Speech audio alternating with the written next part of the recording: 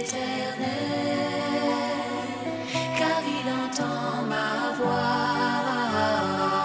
Il a penché vers moi son oreille, et je le chanterai toute ma vie. Haussez-le par la foi. Amen. N'ayons pas peur de marcher sur le chemin, parce que Christ nous a devancés et il prie pour nous.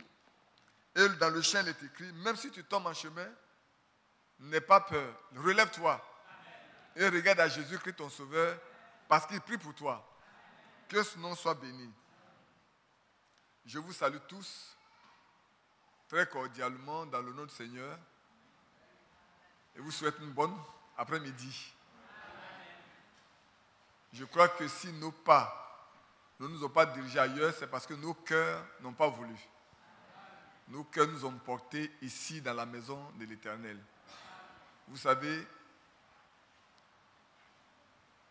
David l'a expérimenté, il a dit, un seul instant, dans la maison du Seigneur, vaut mieux que 1000 ans ailleurs. C'est vrai. Une minute dans la présence de Dieu.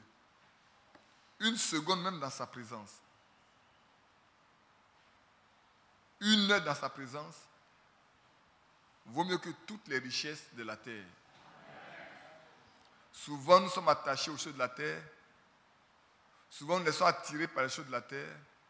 Souvent, nous sommes devenus esclaves des choses de la terre parce que jusqu'alors, nous n'avons pas encore vu ce qui nous est réservé. C'est vrai. Quand l'apôtre Paul dit que ce que j'appréciais auparavant, pour moi, est aujourd'hui considéré comme de la boue, il faut être passé dans la présence de Dieu. Parce que quand on passe vraiment dans la présence de Dieu, on est transformé. On reconnaît son état. On reconnaît qui on était. Et on voit où Dieu veut que nous partions, ce qu'il veut que nous soyons. Et désormais, il n'y a de meilleur moment que quand on est dans sa présence. Et ça, c'est vrai. Malheureusement, ce n'est pas le cas pour tout le monde. Beaucoup comme nous sommes enthousiasmés par le nom de Jésus. Beaucoup sont enthousiasmés parce que nous sommes fatigués de la religion. Mais c'est parce que nous sommes seulement fatigués de la religion et que nous venons ici, ce n'est pas encore ça. Non, ce n'est pas encore ça. Si c'est parce qu'on est fatigué de la religion, on peut même être fatigué ici. On peut entendre des choses qui peuvent nous décevoir, nous décourager. Des choses qui peuvent être tellement difficiles pour nous que nous pouvons dire que ce n'est pas le lieu pour nous.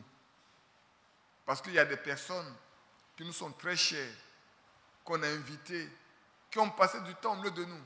Et puis après, ils ont dit, c'est la vérité, mais c'est trop difficile à vivre. Et ils ont choisi le chemin le plus simple. Vous voyez?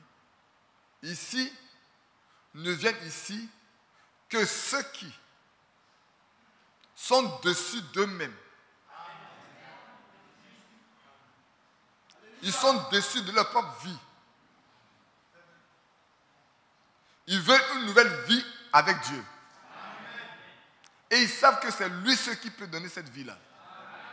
Alors ils viennent à lui pour s'abandonner à lui. Ce n'est pas pour venir s'accrocher seulement à lui, mais pour s'abandonner à lui. C'est pour cette raison que dimanche passé, j'ai fait chanter « J'abandonne tout ». C'est volontairement que je l'ai fait chanter, sachant ce que j'allais prêcher. Parce que si on ne s'abandonne pas, on n'abandonne pas tout au Seigneur, si on n'abandonne pas tout au Seigneur, ce n'est pas possible que nous vivons, nous sommes capables de vivre ce que nous avons entendu.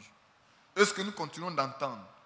Et ce qui va être enseigné ici, si on ne s'abandonne pas au Seigneur, si on n'abandonne pas tout au Seigneur, si vraiment dans son cœur, on n'est pas sûr que lui connaît ce qui est bien pour nous, mieux que nous-mêmes, et que lui seul peut pourvoir tout ce qui est nécessaire, on ne pourra pas rester longtemps ici. Si on reste longtemps ici, On y reste parce que certainement peut-être on est enthousiasmé. C'est important. Parce que nous sommes dans le temps de la préparation, dans le temps de l'achèvement. Dimanche passé, nous avons parlé vers la fin du mariage. Et vous savez, le Seigneur conduit tout dans cette maison. Je me suis arrêté juste à la fin de l'introduction de la prédication. Dimanche passé, je me suis arrêté juste à la fin de l'introduction de toute la prédication sur le mariage dont nous avons parlé. C'est juste à la fin même, le dernier paragraphe de l'introduction. C'est après que je me suis rendu compte que c'est le dernier paragraphe de l'introduction que j'ai lu. Et puis je me suis arrêté. Parce que ce qui vient après n'est bon que pour ceux qui veulent marcher avec Dieu. Ce n'est que pour ceux qui veulent marcher avec le Seigneur. C'est vrai. Pour les véritables enfants de Dieu qui veulent marcher avec le Seigneur, ce serait pour eux. Levons-nous ensemble pour le respect de la parole et lis quelque chose que je crois que le Seigneur m'a donné ce matin pour cet après-midi. Je lis avec vous dans Actes chapitre 5. C'est un passage que vous connaissez. Et puis tous les passages de la Bible, on les connaît. Mais quand le Seigneur veut que nous revenions là-dessus, alors nous venons simplement comme il nous conduit. Je lirai le verset 29, 30, 31, 32. Maintenant, peut-être pour ceux qui ne sont pas habitués, peut-être à cause de j'ai lu avec le verset 26.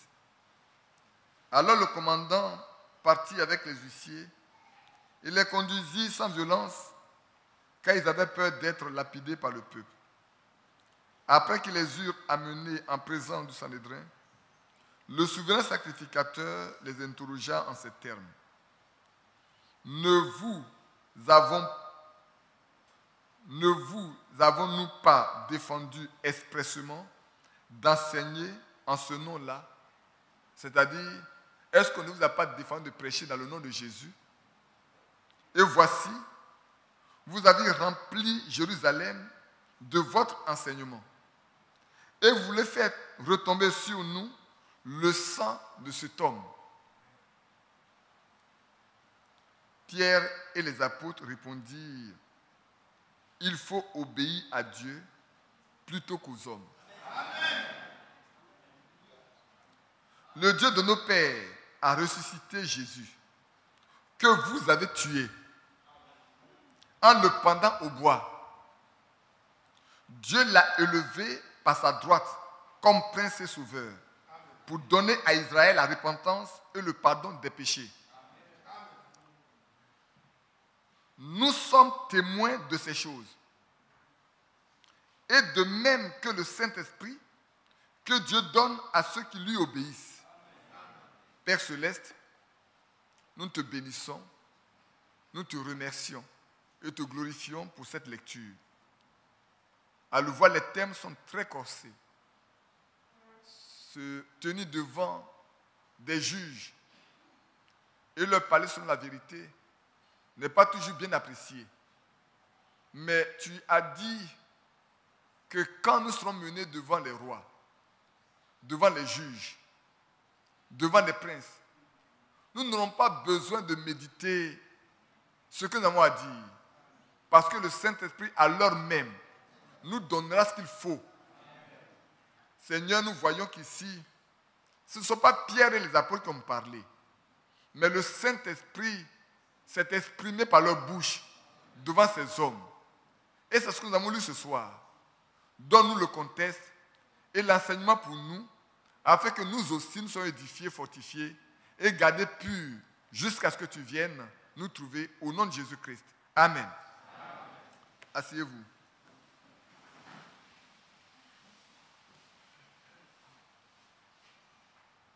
A priori, quand on lit, Ça a l'air simple. Les Pierre et les autres ont été amenés en jugement.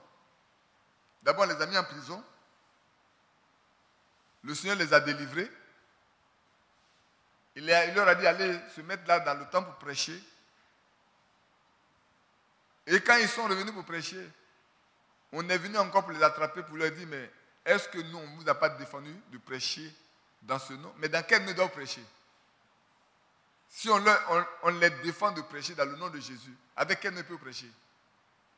C'est comme si cet après-midi-là, on vient ici et nous dire, vous là, votre message, là, vous devez arrêter ça. On ne veut plus entendre parler de ce message de Branham ou de ce message que Dieu vous a donné. Ça fait des temps, on ne veut pas en parler. On ne veut plus entendre parler. Parce que vous êtes les seuls, les plus corsés qui parlaient contre l'homosexualité, ouvertement. Qui parlaient de la semence de la bête, ouvertement. Vous êtes les seuls. Et vous dérangez toute la religion. Alors arrêtez. Qu'est-ce que vous allez dire? Parce que si on arrête, si on ne doit plus parler du message, je n'ai plus rien à prêcher. Moi, je n'aurai plus rien à prêcher. Parce que le message, c'est la Bible. Ce n'est pas le message de prospérité que les autres prêchent. Ce n'est pas seulement le message du salut, comme ils entendent, dont ils parlent. Ce n'est pas l'évangile de la richesse qu'ils propagent. Nous parlons des choses qui concernent le royaume de Dieu. Donc c'est différent. Et si on vient nous dire ne plus prêcher ce message, nous n'avons plus rien à prêcher. Parce que ce que nous connaissons, c'est ce que Dieu a donné pour l'heure. Et ce que les apôtres connaissaient, c'est ce que le Seigneur a fait dans leur temps. Alors Pierre et les apôtres répondirent, il faut obéir à Dieu. Nous faisons ce que Dieu nous a dit. Et nous aussi, nous faisons ce que Dieu nous a dit. Si quelqu'un n'est pas sûr que nous faisons ce que Dieu nous a dit, il n'a pas besoin d'être ici. Pour qu'on soit ici, vous devez être certain que c'est ce que Dieu a dit que nous devons faire dans cette église que nous faisons. Ainsi, nous sommes tenus d'obéir à Dieu. C'est la même chose. Comme nous parlons du mariage, comme on en parlera encore. C'est la même chose quand nous parlons du lavage des pieds. C'est la même chose quand nous parlons du baptême d'eau. C'est la même chose quand nous parlons du baptême du Saint-Esprit. Oui, frère. C'est la même chose quand nous parlons de la semence du serpent. C'est même quand nous parlons de l'enlèvement. C'est la même chose. Pour chaque chose, nous ne pouvons prêcher que ce que Dieu a décidé de faire maintenant. Ce qui est fait au temps de Luther ne nous concerne pas. Ça ne peut pas valoir aujourd'hui. Ce que Wesley a fait, c'est beau pour son temps. Ça ne peut pas valoir pour aujourd'hui. Ce que les pentecôtistes ont fait, c'était beau. C'est juste. Mais ça ne peut pas valoir pour aujourd'hui. Aujourd'hui, c'est la préparation de l'épouse de Christ pour le rencontrer. Ce qui veut dire qu'il y a des conditions à remplir. Et la première condition, comme l'avons lu dimanche passé, dans la vie d'un homme, il y a deux grandes décisions. La première est celle qu'on prend pour devenir épouse de Christ. La deuxième, celle qu'on prend pour prendre une femme avec nous. Ici, nous parlons de celle qui concerne notre union avec notre époux. Et c'est pour ça que l'apôtre Paul, par le Saint-Esprit, peut comparer ces deux mariages. Peut comparer ces deux unions. Il compare l'union de l'épouse de Christ avec Christ avec l'union d'un homme et d'une femme. De sorte que un homme qui veut prendre une femme aujourd'hui doit se mettre dans la position de Christ. Un vrai fils de Dieu doit se mettre dans la position de Christ pour dire que la femme qu'il prend là, il doit pouvoir souffrir et mourir pour elle.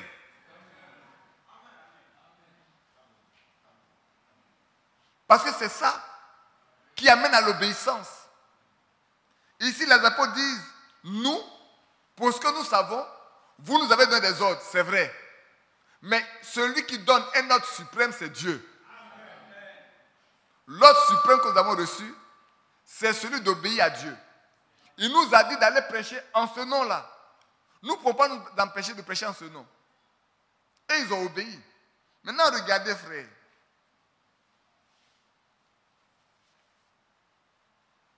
Faites bien attention à ceux dont nous parlons ce soir. J'ai dit bien, faites bien attention à ceux dont nous parlons ce soir. Je saute les deux. Il dit, vous l'avez tué. Et Dieu l'a ressuscité. Nous sommes témoins. Frères, sœurs, j'aime dire que nous ne devons pas dire une chose que nous n'avons pas vue. Quand on n'a pas vu une chose, n'en parlons pas. Si nous voulons en parler, nous devons savoir que celui qui a dit là, il est digne de foi. Il est crédible. Parce que sinon, nous allons participer à son péché. S'il a menti, nous devenons menteurs avec lui. C'est très important. Nous sommes arrivés à un stade dans notre marche chrétienne où nous devons être témoins, de vrais témoins. Parce que là, rien ne peut nous condamner. Même si nous devons mourir, nous dirons ce que nous avons vu. On est d'accord? Et ici, vous et moi, nous sommes témoins de ce que Dieu fait en ces jours. Grâce au message qu'il a donné, à la connaissance qu'il a donnée, nous sommes témoins de ce que Dieu fait. Et nous avons entendu ce que Dieu a fait. Nous lisons ce que Dieu a fait. Qui n'a pas lu les brochures de Frère Branham? Qui a lu? Qui a vu que dans son ministère, Dieu a ressuscité des hommes? Vous avez vu? Vous avez lu, non? Vous êtes témoin de ce que vous avez lu.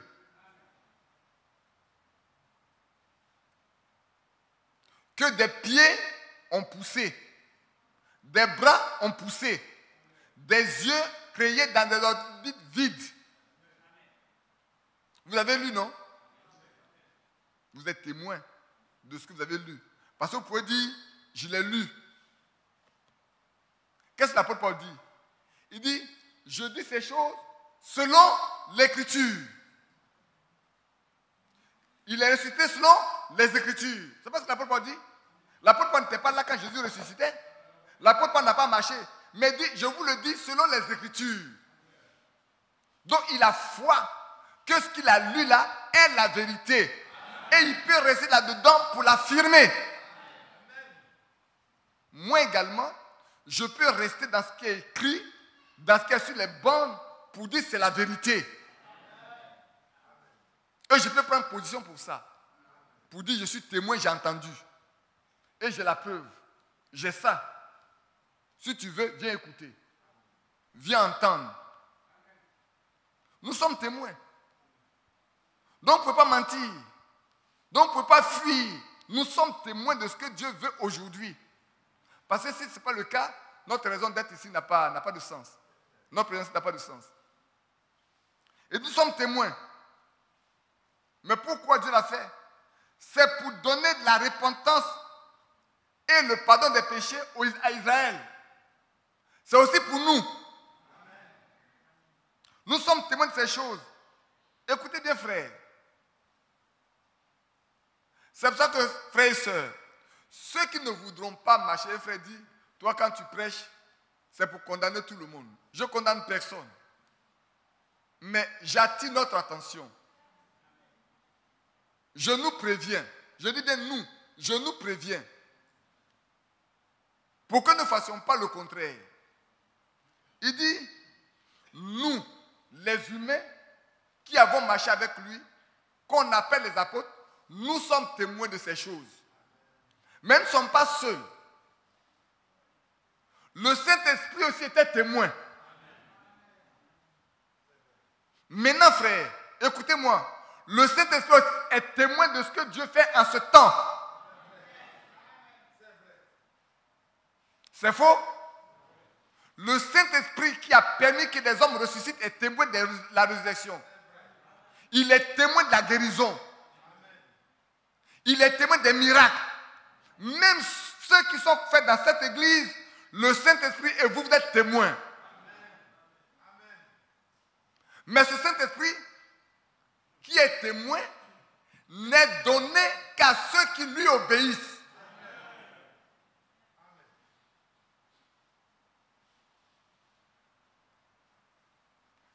Ce Saint-Esprit-là, il n'est pas donné à tout le monde.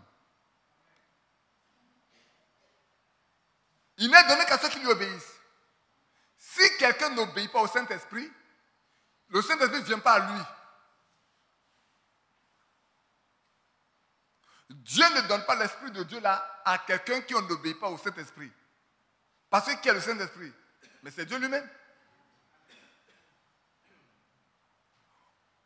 Si tu n'obéis pas à Dieu, le Père et le Fils ne peuvent pas venir habiter en toi.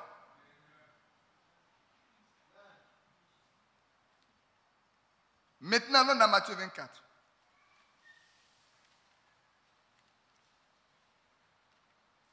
On va faire vite pour pouvoir prier un peu.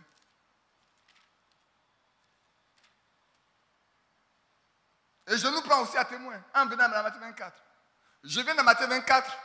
Je parlerai seulement du 45, du 47, 46, 47. Regardez, frère. Vous êtes témoins. Si vous ne croyez pas que Matthieu 24, 45, 46, 47 s'est accompli, vous partez à la maison. Mais si vous acceptez, vous êtes témoin de ce que Dieu fait aujourd'hui. Écoutez-moi, frère. Si vous acceptez Matthieu 24, 45, 46, 47, vous êtes témoin de ce que Dieu fait aujourd'hui. Et vous êtes témoin de ce que Dieu fait aujourd'hui, alors vous devez savoir que le Seigneur a dit que cet évangile-là, qui est prêché aujourd'hui, il est prêché à toutes les nations. Pourquoi? Pour témoignage. Cela ne veut pas dire que tout le monde va croire. C'est pour juste rendre un témoignage.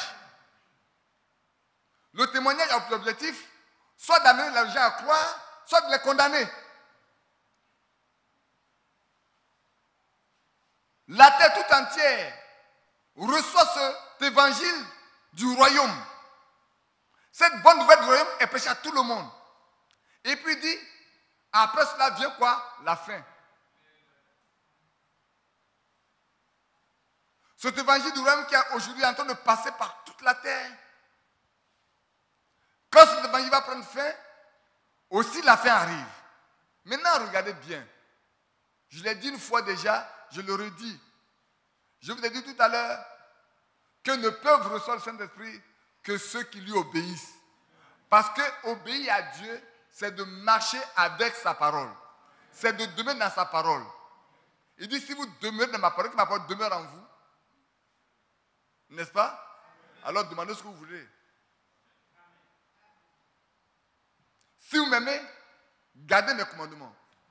Si vous gardez mes commandements, ce qui veut dire, si vous obéissez à mes commandements, le Père et moi nous viendrons et nous ferons notre demeure en vous.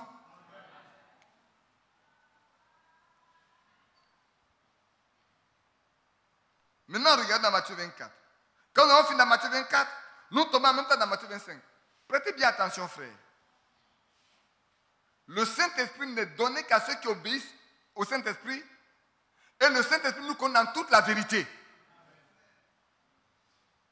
Quand il vient, il nous conduit dans toute la vérité. Et si quelqu'un ne veut pas marcher dans cette vérité, il n'obéit pas au Saint-Esprit.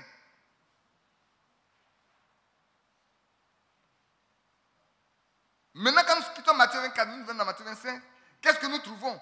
Je ne vais pas tout lire.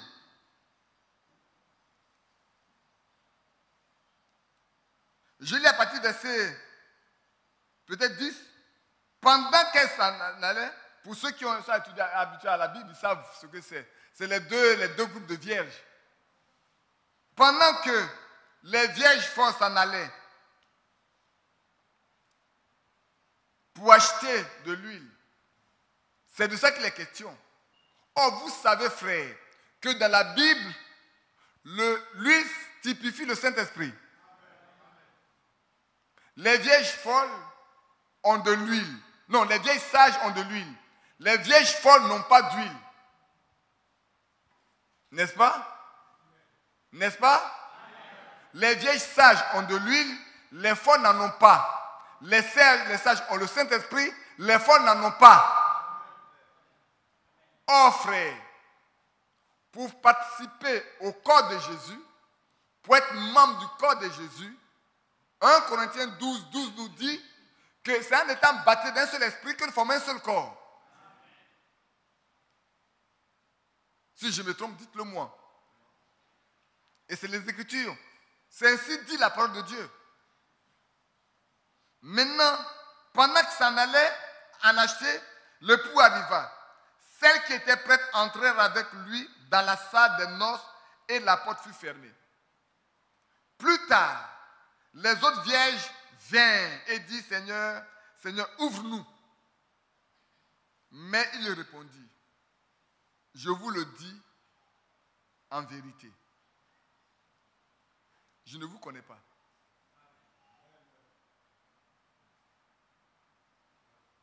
Je ne vous connais pas. Qui veut entendre ça? Je ne vous connais pas. Cette même phrase, il va le répéter à ceux qui font des miracles seulement, mais qui pratiquent l'iniquité. Dans Matthieu 7. Il dit, ils viendront et diront, n'ai-je pas fait ceci en ton nom? Je n'ai pas fait ceci en ton nom. Est-ce que je n'ai pas fait ceci en ton nom? Il dit, mais oui, vous l'avez fait à mon nom. Mais moi, je ne vous connais pas.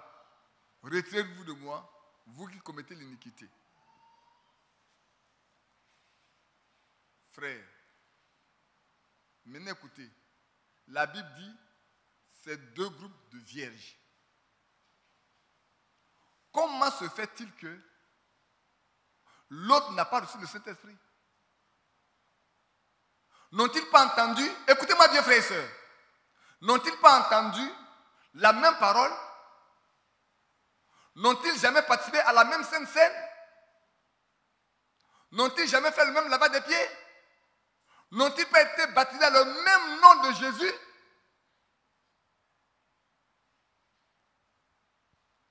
Est-ce que les vierges folles ont été baptisées dans un autre nom que le nom de Jésus? Est-ce que les vierges folles ont fait la Sainte Seine différemment des autres? Est-ce que les vierges folles ont écouté un évangile différent de ce que les autres ont écouté? L'un me dit, mes frères, où tu vas? Mais attendez un instant. Mais pourquoi ils n'ont pas le Saint-Esprit? Nous l'avons lu. Il n'est donné qu'à ceux qui lui obéissent.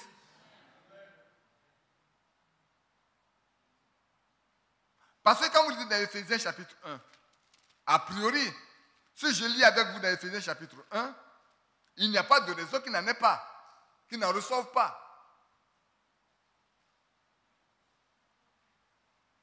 Dans Éphésiens chapitre verset 13, il dit, en lui, vous aussi.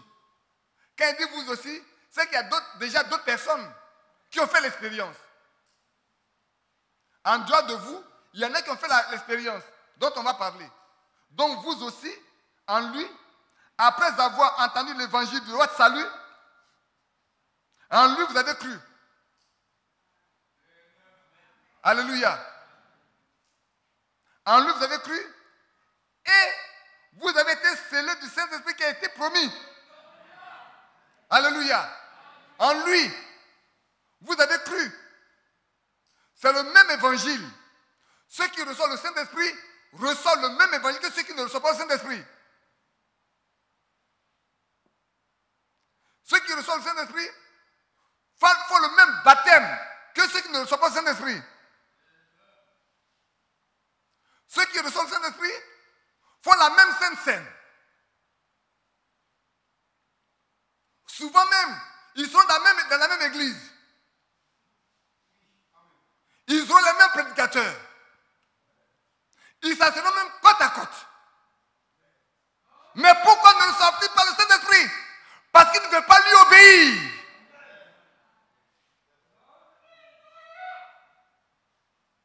Parce qu'on veut obéir à une seule partie de la parole. Mais nous devons obéir à toute la parole.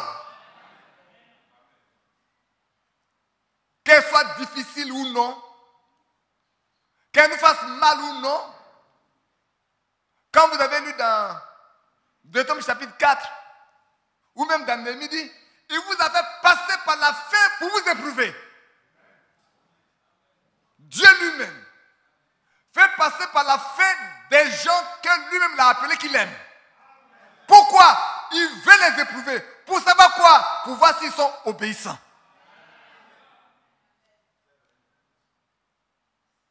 Les épreuves sont là pour mesurer notre degré d'obéissance au Saint-Esprit. C'est pour ça que dans Jacques, il pourrait dire, mais souvenez-vous de Job. Et voyez la fin de Job. On ne parle même pas de cette difficulté. Mais regardez à Job. Il a été patient. Mais regardez sa fin.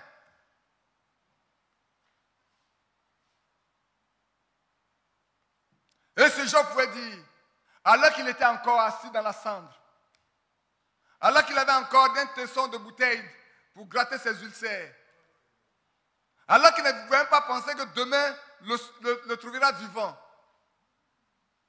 alors qu'il ne savait même pas si demain un ami passait le voir, ce Job qui avait tout perdu, il peut dire, même quand je n'aurai plus de chair, je suis certain.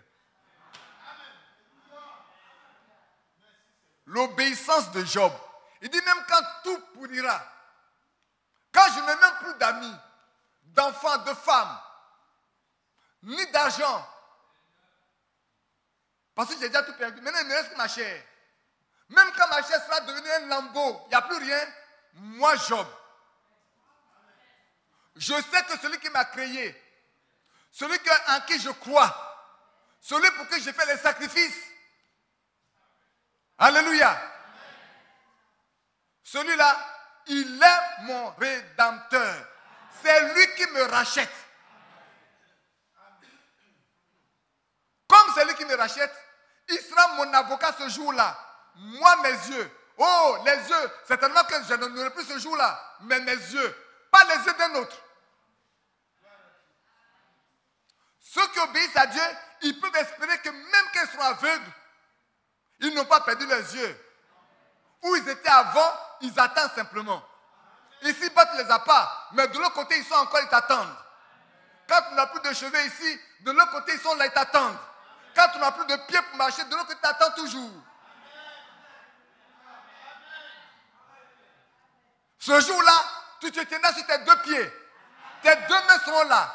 Tes yeux seront là. Tes cheveux seront là. Parce qu'il a dit, aucun de vos cheveux ne peut se perdre.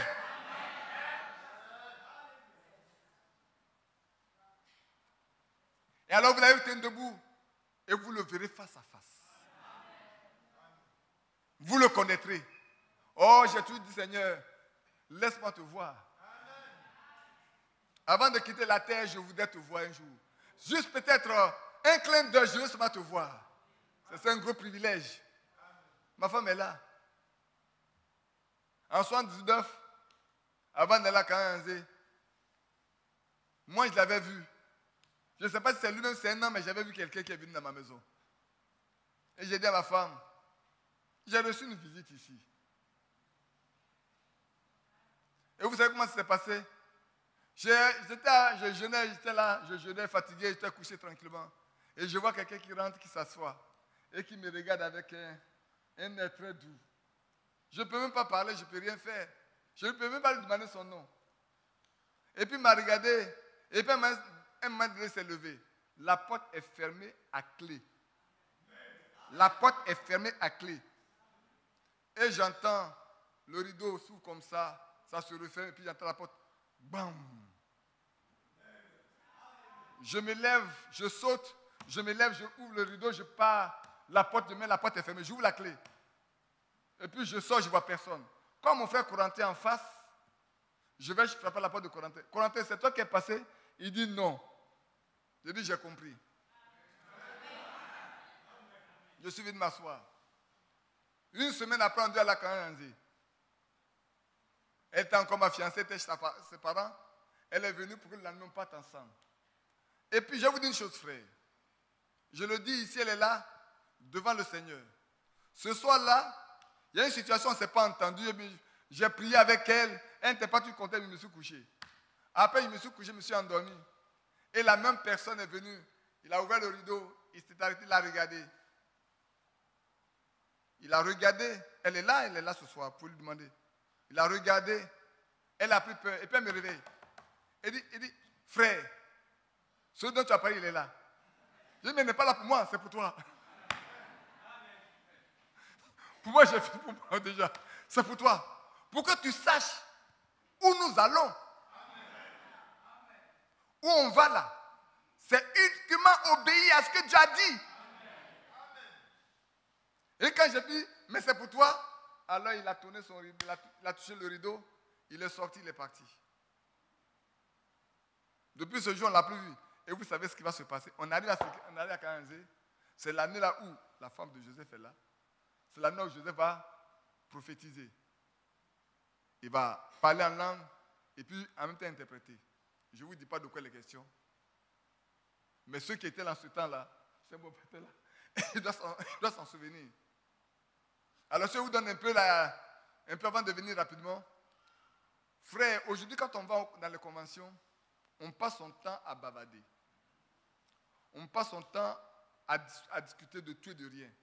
Quand on sort du culte, on est là, on parle de tout et de rien. Ce n'était pas comme ça avant.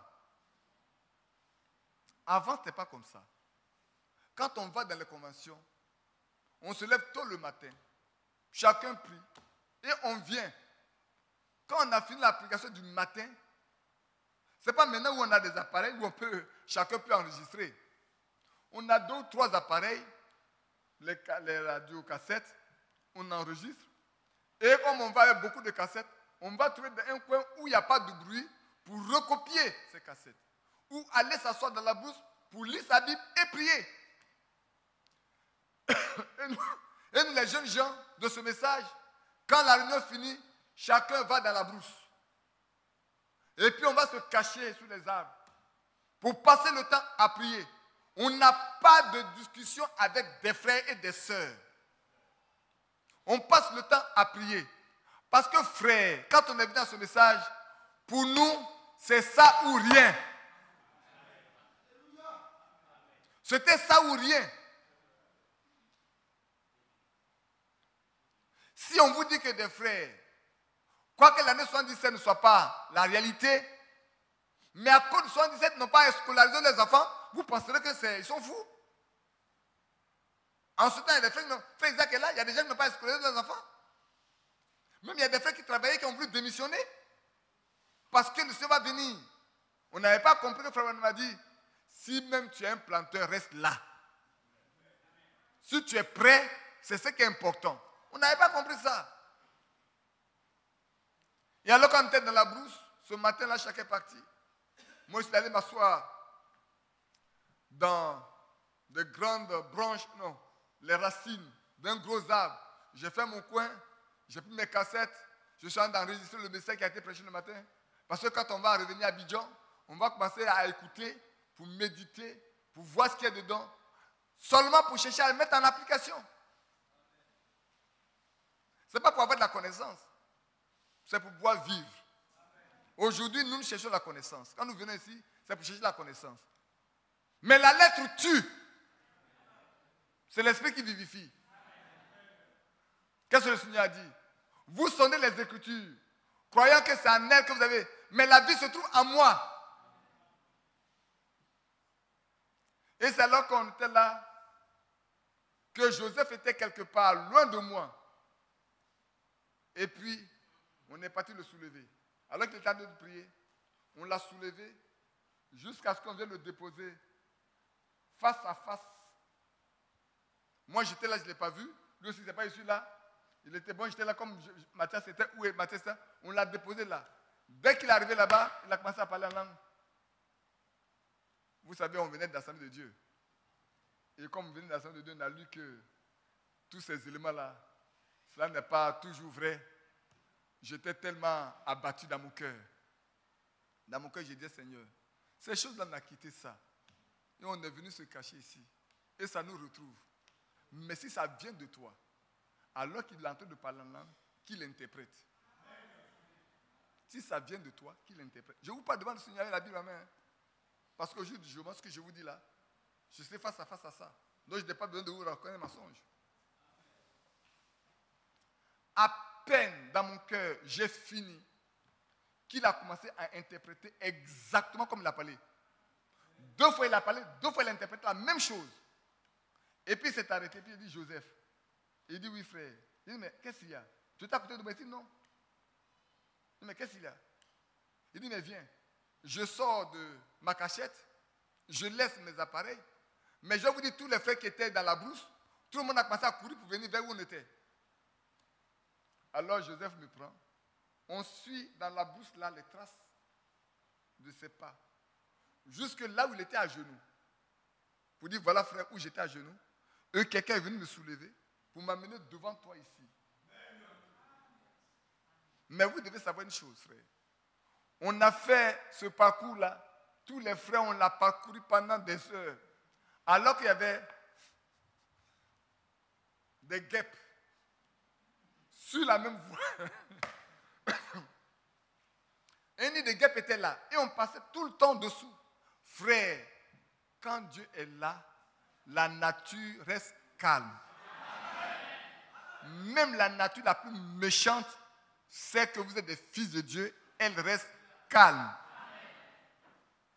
Frère, on est passé là. On a bousculé les arbres sur lesquels se trouvent ces guêpes. Aucune guêpe n'a réagi. Et puis à un moment donné, on ne sait pas ce qui s'est passé. On n'est pas s'arrêter même sous le nid de la guêpe, des guêpes. Et puis un frère lève la tête. Il dit, il y a des guêpes. C'est maintenant qu'on a peur. Et on a commencé à tous à courir, à oublier qu'il y a ce pour lequel on était là. Vous voyez? Mais aucune guêpe n'a piqué personne. Mon frère Isaac est là. Ma femme est là. Frère, c'est le temps. Nous devons obéir à ce qui nous est donné. Pas ce que nous voulons. C'est pas ce que je veux entendre qui importe. C'est ce que Dieu lui veut donner. Ce que Dieu veut donner, quand il le donne, si j'obéis à ça, je suis béni. Parce que Dieu ne veut pas sceller autre chose que ce qu'il a donné. Il vient sceller à nous sa parole. Pour qu'elle ne sorte pas. Pour que la parole nous donne la même nature. Pour que les pensées qui sont en Christ soient en nous.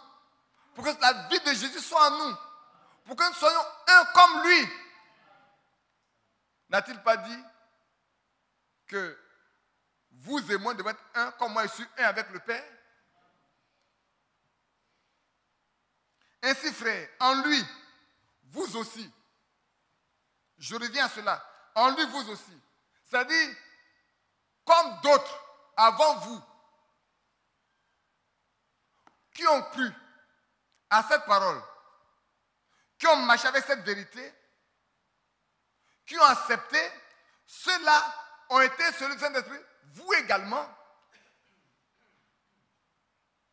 qui avez entendu cette parole-là, quand vous l'avez entendue, quand vous l'avez reçue, quand vous avez cru, alors, il vous a donné la promesse du Père.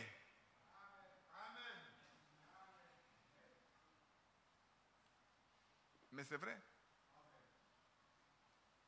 Regardez, frère. Allons-y en Samarie. Écoutez-moi bien, frère. Hein? Allons-y en Samarie. Philippe vient, il évangélise. Il fait beaucoup de miracles.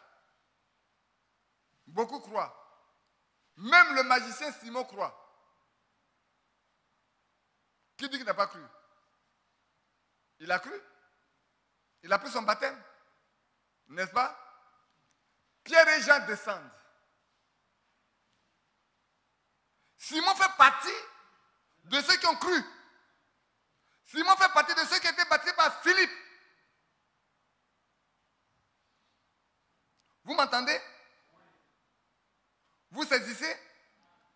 Simon n'est pas venu après. Hein? Il a vu tout ce que Philippe a fait.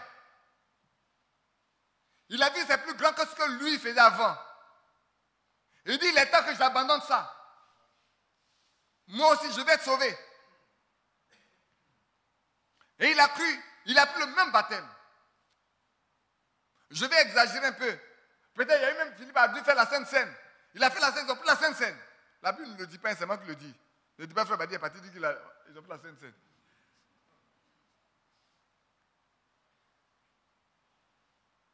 Alléluia. Philippe a fini.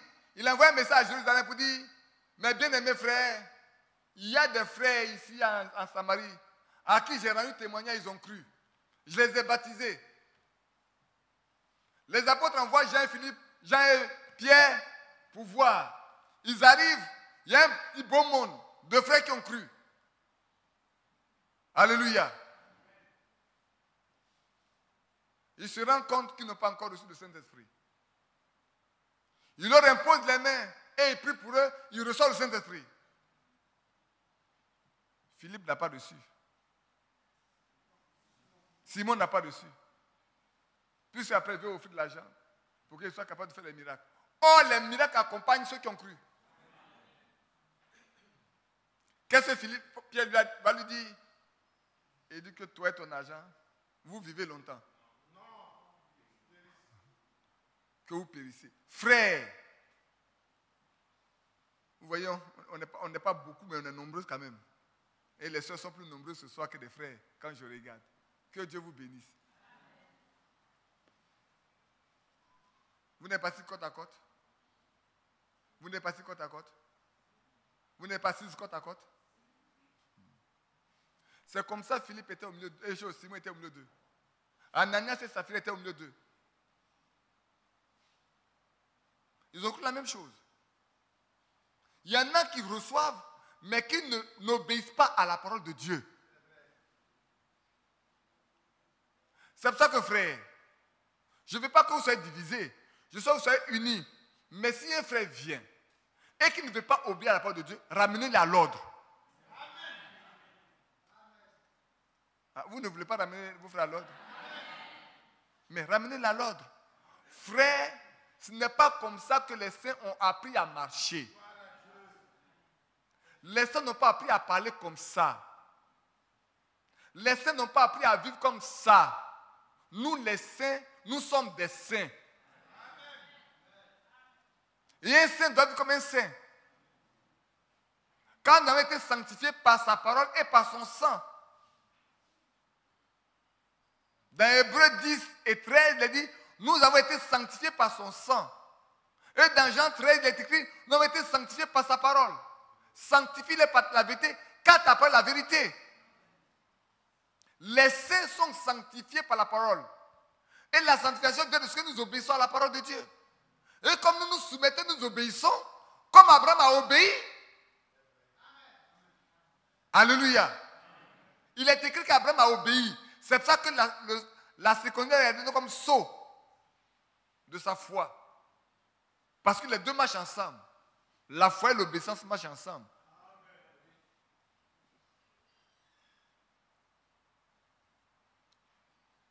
Frère, maintenant regardez, revenez un peu dans Matthieu 24. Je vais terminer là pour laisser la place à la prière. Revenez dans Matthieu 24.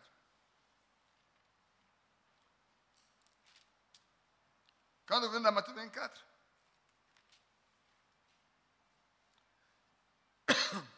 revenez dans Matthieu 25, plutôt, excusez-moi, dans Matthieu 25. Quand nous avons vu que les autres ne sont pas partis, il dit, plus tard, les autres vierges viennent et disent, Seigneur, ouvre-nous. Je conclus, il dit, je ne vous connais pas. Veillez donc, excusez-moi, veillez donc, puisque vous ne savez ni le jour, ni l'heure. Qui connaît le jour ici? Qui connaît l'heure ici? Personne. Nous avons besoin de veiller, d'obéir et de veiller, d'obéir et de marcher. Et le Seigneur va donner une parabole. Regardez au verset 14, il dit, il en sera comme un homme. Ce qui est en haut là, ce qui s'est passé à la vieille folle là, comparez ça à un homme qui va en voyage, en mission, et qui donne des talents à ses serviteurs.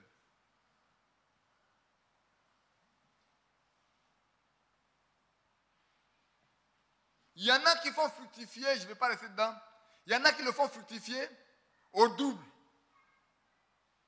Mais il y a un méchant qui lui prend, il va enterrer ça parce que son maître est méchant. Celui qui n'obéit pas à la parole de Dieu, c'est un méchant. Le méchant est celui qui n'obéit pas à la parole de Dieu. Celui qui n'obéit pas à la parole de Dieu, il défie Dieu. Si Dieu dit une chose qu'on ne veut pas le faire, ça vous le défiez. C'est comme des enfants dans la maison de leur père. Le père dit, dans ma maison, voilà ce qui va se faire. Il y a un qui dit, moi je ne ferai pas ça. Qu'est-ce qu'il fait? Il défie son père. C'est pas seulement la désobéissance. Il défie, il dit, moi je ne ferai pas ce qu'il a dit. Je veux voir ce qu'il va faire. Mais c'est une défiance. C'est pour cela que celui-là, le père peut refuser de lui donner une partie de l'héritage. Il peut le déshériter. Comment pouvez-vous aller vous asseoir dans l'héritage de votre Père céleste si vous n'obéissez pas à sa parole? Soyez parfaits comme votre Père céleste est parfait. Il dit voilà, comme un homme qui va en mission, qui va en voyage et qui donne des talents à ses serviteurs. Le méchant, il le cache. Il dit qu'il va venir, je vais lui donner ce qu'il m'a donné là, parce qu'il est trop méchant. Et regardez la fin. Verset 28, 29, 30. Ôtez-lui donc le talent et donnez-le à celui qui a les 10. Car on donnera à celui qui a et il sera dans l'abondance. Mais à celui qui n'a pas, on notera même ce qu'il a. Et le serviteur inutile, jetez-le dans les ténèbres du dehors, où il aura des pleurs et des grincements de dents. Bien-aimés frères, je parlais avec quelqu'un, je crois il y a 2 semaines ou 3. Je lui ai dit, si aujourd'hui encore, la terre jouit d'une relative paix, c'est à cause des saints. À cause de l'épouse de Christ. Le diable ne peut pas faire ce qu'il veut sur cette terre aujourd'hui. À cause de ce que l'épouse de Christ a encore sur cette terre. Mais le jour où les vieilles sages iront au festin des noces, Apocalypse chapitre 12 nous dit que là, il va y avoir un échange. Lui, qui jusqu'alors est resté entre le ciel et la terre pour monter et nous accuser tous les jours, ce jour-là, quand nous allons le dépasser, lui, il va être précipité sur la terre dans une grande colère parce qu'il aurait échoué. Parce que c'est après qu'il court là, c'est contre l'épouse de Christ. Maintenant, ceux qui étaient parmi l'épouse et qui ne sont pas partis, vous qui l'avez toujours condamné et qui n'êtes pas parti, vous qui l'avez toujours chassé et qui n'êtes pas parti, vous qui êtes toujours parti arracher des gens dans sa main et qui ne partez pas, ce jour-là, vous le trouverez face à face.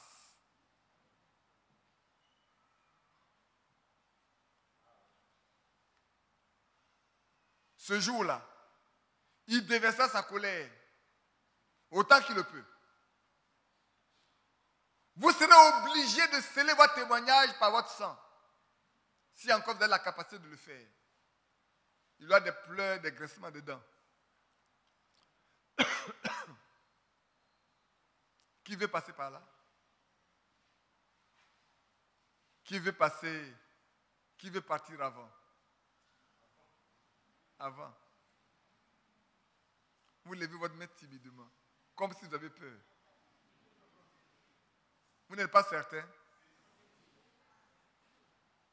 Ou bien c'est trop dur ce qui est prêché. Au point où vous avez peur. N'ayez pas peur. Les véritables enfants de Dieu qui sont prêts à obéir n'ont jamais peur. Je vais vous donner le secret. Vous n'êtes pas fort par vous-même. Il a dit, sans moi, vous ne pouvez rien faire. Vous avez peur de quoi? Ce dont on a besoin, c'est la docilité de notre cœur. C'est pour ça que David a dit, crée en moi un cœur pur et mets en moi un esprit bien disposé. Notre prière, frère, Seigneur, donne-moi un cœur pur, un cœur bon. Excusez-moi, priez pour moi. Un cœur bon, non pas un cœur méchant, un cœur honnête et bon. Et puis un esprit bien disposé. Le Seigneur s'occupera du reste. Le problème, c'est qu'il y en a qui ne sont même pas capables de dire, Seigneur, donne-moi un cœur bon, un cœur honnête. C'est vrai. C'est ça qui fait souffrir. Si nous sommes capables de reconnaître que nous ne sommes rien du tout, et qu'il est tout pour nous, et que nous sommes prêts à nous jeter à ses pieds pour compter sur lui, il est certain qu'il nous prendra avec lui. Pas parce que nous sommes meilleurs que les autres, non. Pas parce que nous sommes bons frères. En Côte d'Ivoire, prenez Abidjan, quelle est la population d'Abidjan? Peut-être c'est 5 millions. Peut-être c'est 8 millions. Mais vous qui êtes venus ici, vous êtes combien? Vous atteignez 1 million? Non, point du tout. Dans vos villages, vous êtes combien? Dans vos régions, vous êtes combien? C'est très sélectif, frère. C'est très, très sélectif.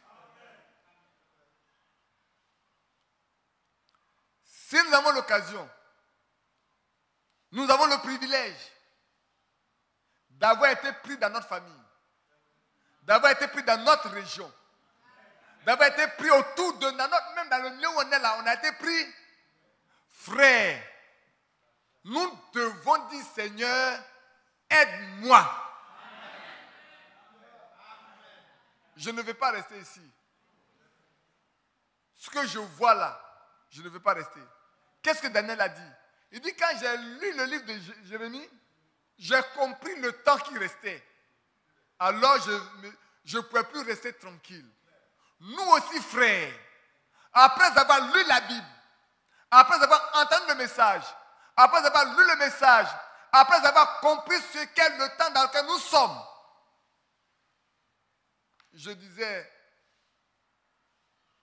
le mercredi passé avec un collègue qui était à mon bureau, on travaillait, puis j'ai une collaboratrice qui est très mal habillée, qui est venue, et je me suis dit à lui faire des repas parce qu'elles savent. Et puis quand elle est partie, il m'a dit, mais pourquoi nous sommes 4 garçons ici, c'est toi ceux qui as vu. J'ai dit, oui, ce sont mes enfants, et je ne veux pas qu'elles s'habillent comme elle est habillée. Et elles le savent. Parce que nous ne pouvons pas être là et laisser nos enfants s'habiller comme ça. Et il me rend le témoignage, il dit, mais tu sais, un jour, dans son quartier, il passait et il a trouvé la fille d'un de leurs voisins qui s'est habillée, peut-être je vais me mettre comme ça pour que vous voyez,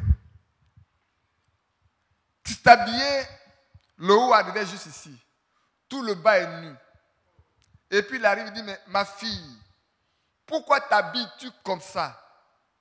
Et la fille de lui dit, les garçons d'Abidjan, quand ils n'ont pas vu, ils ne cherchent pas.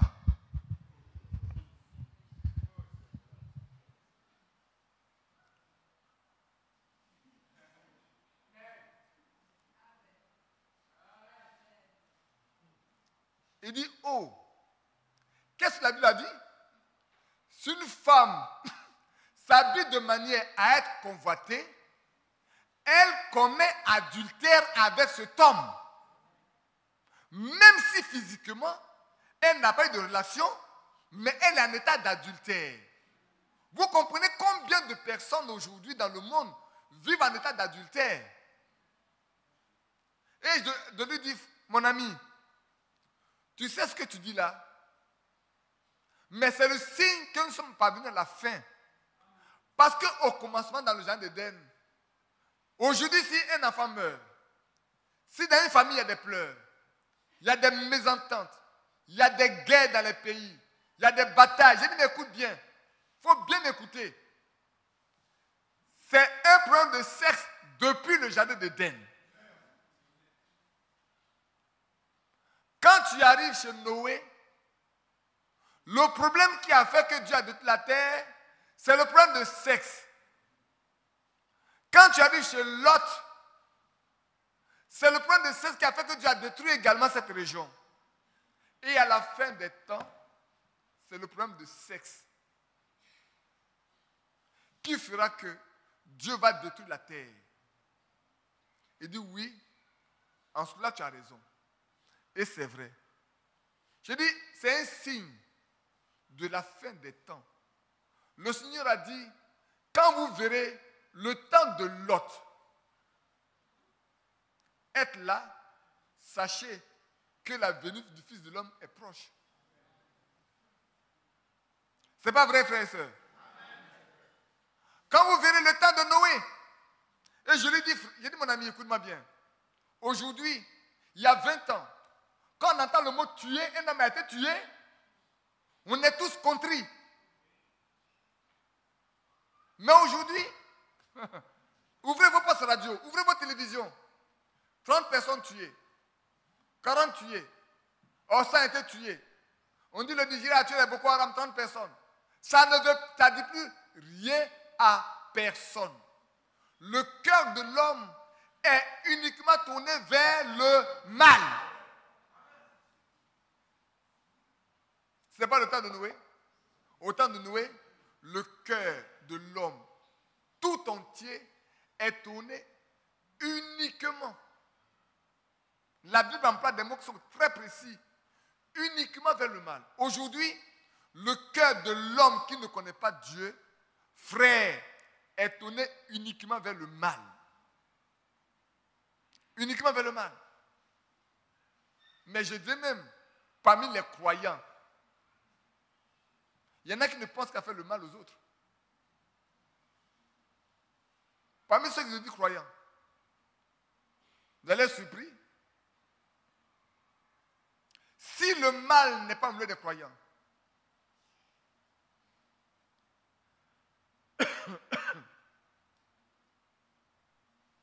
pourquoi il peut y avoir des problèmes dans les foyers?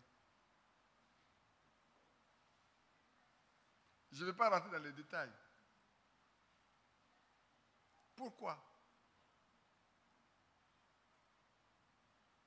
Pourquoi y a-t-il des mauvaises choses dans les foyers? Pourquoi tant de douleurs dans nos foyers?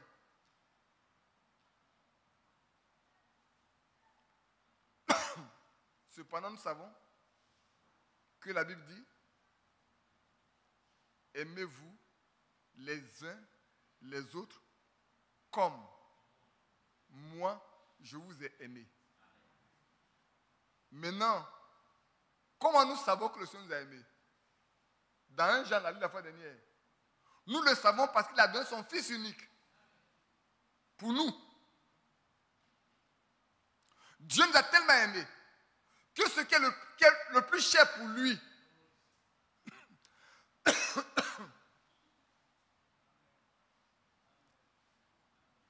la chose qui est la plus chère pour lui, il a offert, il a donné, pour payer le prix qui est nécessaire pour ton salut. Il n'a pas donné quelque chose qui est en dehors de lui. Je m'avais vous dit, il s'est donné lui-même. Il n'a pas donné de l'argent, il n'a pas donné de l'or, il n'a pas offert quelqu'un d'autre. Il s'est donné lui-même pour prouver son amour envers nous. C'est pour ça que l'apôtre Paul dit, Christ a tellement aimé son épouse qu'il a donné sa vie pour elle. Voilà l'amour de Dieu. L'amour de Dieu. Et si cet amour ne se trouve pas dans nos foyers, c'est que le mal dans nos foyers.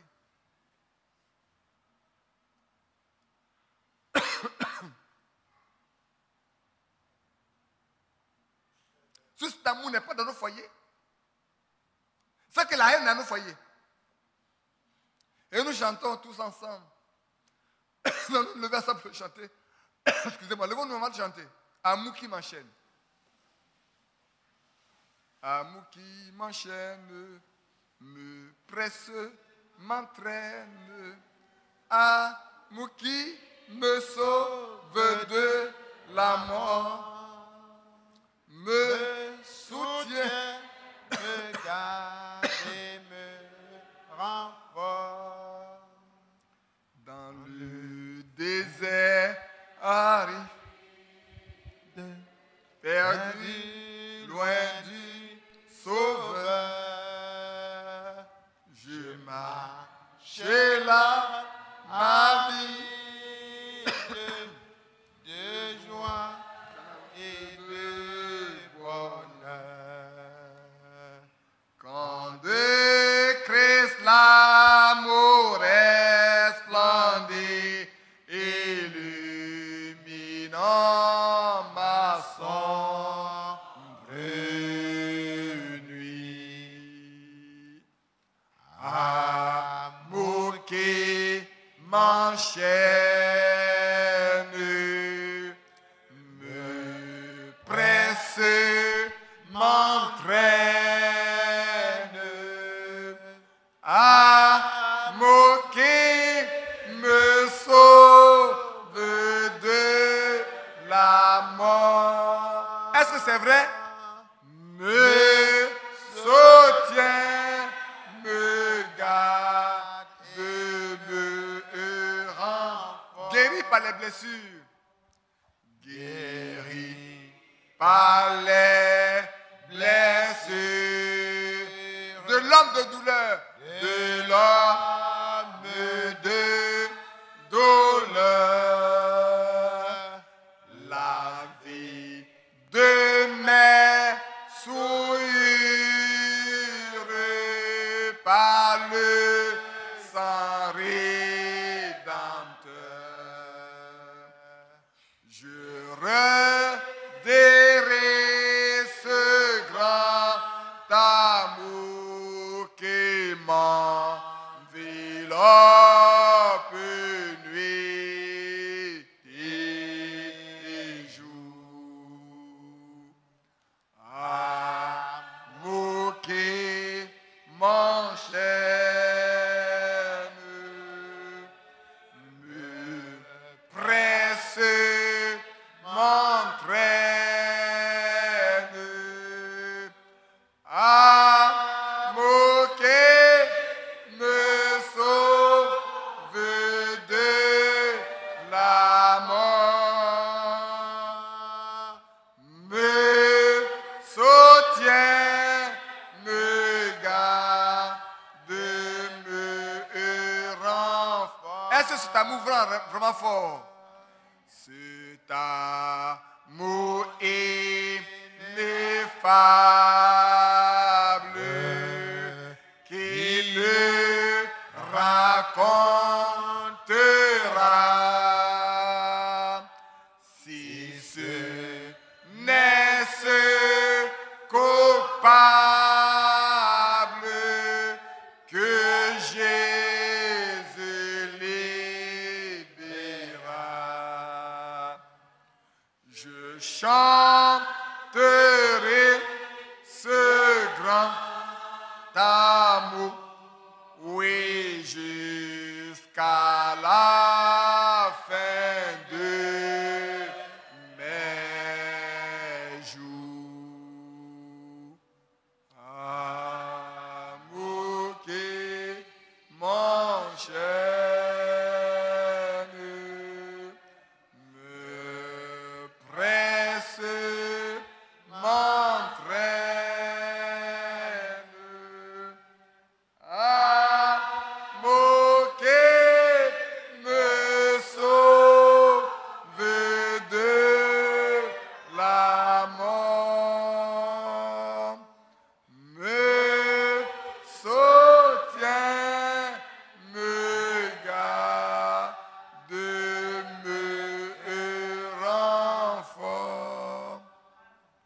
Cet amour doit nous rendre tellement forts Amen. que nous soyons capables de dominer le mal. Oui. Que Dieu nous bénisse. Amen. Je laisse la place à frère Mathias. Pour les frères qui sont en ligne, la réunion prend fin. On va se mettre certainement à genoux pour prier. Je ne pense pas que ce soit nécessaire pour vous. Mettez-vous aussi à genoux là-bas et commencez à prier votre Dieu. Amen. J'aime l'Éternel, car il entend ma voix. Il a penché vers moi son oreille, et je le chanterai